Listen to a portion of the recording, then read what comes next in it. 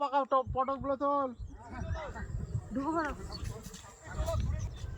এদের উঠতে পাকা ভালো লাগে না। সেইটাই বলছে তো ভালো নয়। ওই তোর জল চেষ্টা পেয়ে গেছে না কি রে? পটকগুলো ভালো করছিস? লাগে। আরে তুমি তো বলবে। কোথা দিয়ে তো পটক?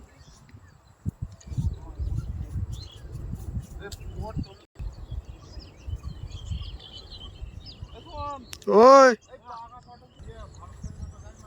ভালো ছেলে আছে বলেই তো বলছি। হ্যাঁ ওই তোমার ইয়েতেই রতনপুরে রয়েছে।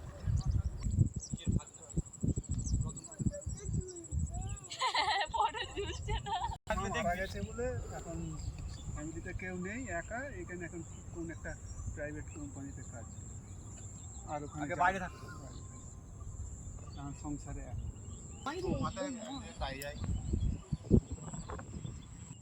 যত নিচে ডগা আছে এরকম দেখে দেখে পটল দেখে দেখে মামা তুলে নাও, আমি ওই জমিতে যাচ্ছি।